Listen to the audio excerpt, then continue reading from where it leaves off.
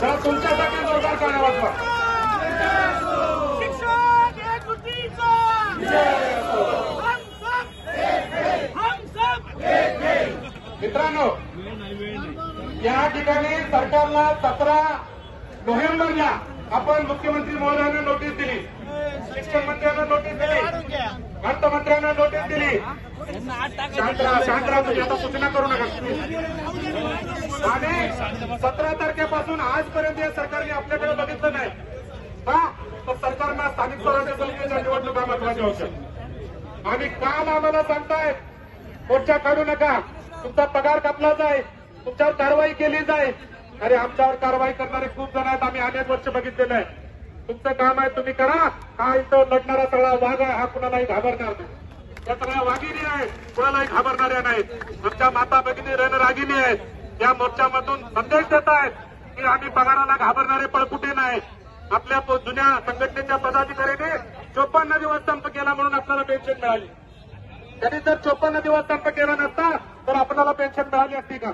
आणि ती पेन्शन देखील तुम्ही आमच्या हातातून काढून घेताय. कुणी दिला तुम्हाला अधिकार पेन्शन काढून घेण्याचा? आणि जर कोणते साहेब या राज्यामध्ये 5 वर्ष आमदार झाल्यावर पेन्शन मिळत असेल, या राज्यामध्ये 5 वर्ष खासदार झाल्यावर दुसरी पेन्शन मिळत असेल, तर खासदार आमदारांना पेन्शन असेल तर या प्रामाणिकपणे काम करणाऱ्या शिक्षकांना गुरुजींना का पेन्शन नको? 25 वर्ष 30 वर्ष प्रामाणिकपणे इमानतद्वारे आमची पिढी घडवण्याचं काम करणाऱ्यांना का नको?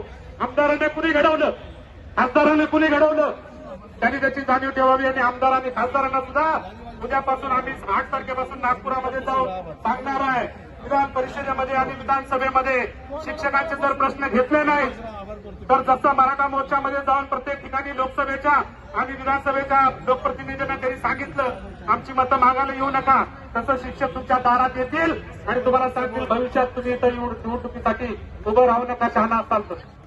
हे देखील आपण आमदारांना सांगणार की नाही? जरा हातवर करून सांगा. सर्व शासकीय कर्मचाऱ्यांना सुद्धा सांगू, ते सुद्धा आपल्या सोबत आहेत. आनंदाची गोष्ट म्हणजे कालच राज्य शासकीय कर्मचाऱ्याचे नेते आपले विश्वास काटकर यांनी कालच्या आपल्या या सगळ्या आंदोलनाच्या भूमिकेला पाठिंबा दिला आहे आणि त्या ठिकाणी 9 तारखेपासून बेमुदत साखळी उपोषण नागपूरला ठेवलेलं आहे. आम्ही सगळेजण 9 तारखेला त्या उपोषणात सहभागी होणार आहे. आता या ठिकाणी सांगितलं वळकर सरांनी आणि आपल्या बाळासाहेब मान्य सरांनी आपले पुढले टप्पे सुद्धा खूप महत्वाचे. त्याच्यानंतरचा दुसरा टप्पा आहे की नागपूरला 9 डिसेंबरला याच्या 10 पट मोर्चा निघणार आहे. याच्या 10 पट सगळे विदर्भातले लोक त्या ठिकाणी एकत्र येत आहेत आणि लाखो कर्मचारी रस्त्याला येऊन दुसऱ्या टप्प्यामध्ये नागपूरला 9 तारखेला टीईटीचा विषय घेऊन, फक्त टीईटी प्रामुख्याने त्या ठिकाणी रद्द झाली पाहिजे. कारण पूर्वलक्षी प्रभावाने त्या ठिकाणी बसलेल्या अधिकाऱ्यांना मला विचारायचं आहे कलेक्टरना की तुम्ही परीक्षा दिल्यानंतर 20 वर्ष सेवा केल्यानंतर पुन्हा युपीएससी देऊ शकाल का? तुम्ही देऊ शकाल का? तुम्ही आजोबा झाल्यानंतर पुन्हा एमपीएससीतनं पास होऊन याल का?